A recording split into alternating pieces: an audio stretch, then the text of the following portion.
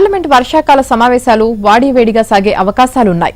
రాజకీయంగా కీలకమైన నియోజకవర్గాల పునర్విభజన, మహిళా రిజర్వేషన్ బిల్లులను ఎట్టి పరిస్థితుల్లో ఆమోదింపజేసుకోవాలని మోదీ ప్రభుత్వం కృతనిశ్చయంతో ఉంది.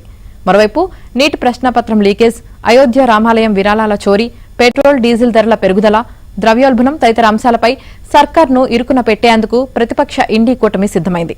టీఎంసీ, శివసేన, యూబీటీ వంటి ప్రాంతీయ పార్టీల్లో లుకలుకలు, భారీ ఫిరాయింపులు, బేరసారాలపైన నిలదీయనుంది. వర్షాకాల సమావేశాలు ఈ నెల 20వ తేదీన ప్రారంభమై ఆగస్టు 13 వరకు కొనసాగే అవకాశముంది. మొత్తం 19 పని దినాల పాటు ఉభయ సభలు నడుస్తాయని విశ్వసనీయ వర్గాలు తెలిపాయి.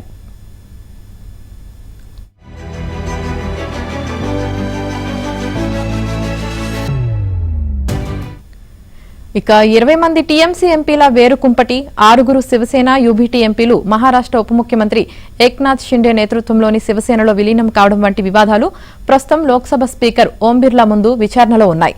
వర్షాకాల సమావేశాలు మొదలయ్యేలోపే ఆయన తన నిర్ణయాన్ని వెలువరించనున్నారు. రాజ్యసభలో ఎన్డీఏ 3/2 మెజార్టీకి చేరువలో ఉంది. లోక్సభలోనూ బలం పెంచుకుంటుంది. ఈ నేపథ్యంలో మహిళా రిజర్వేషన్, నియోజకవర్గాల పునర్విభజనకు సంబంధించిన 131వ రాజ్యాంగ సవరణ బిల్లు సహా కీలక బిల్లులను పార్లమెంట్లో ప్రవేశపెట్టబోతోంది. లోక్సభ, రాష్ట్రాల అసెంబ్లీల సంఖ్యాబలాన్ని 50% పెంచే ప్రతిపాదనను రాజ్యాంగ బిల్లులో పొందుపరచనుంది.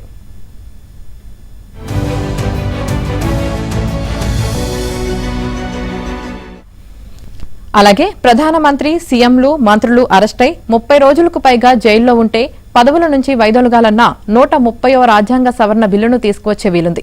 దీనిపై అధ్యయనం చేసిన పార్లమెంటరీ సంయుక్త కమిటీ ఈ నిబంధన దుర్వినియోగం కాకుండా కొన్ని రక్షణ చర్యలు ప్రతిపాదించింది. అలాగే జమిలీ ఎన్నికల బిల్లును కూడా కేంద్రం ప్రవేశపెడుతుందని అంటున్నారు. ఇక విదేశీ విరాళాల నియంత్రణ చట్టానికి సంబంధించిన వివాదాస్పద బిల్లులు కూడా సభల ముందుకు రానున్నాయి.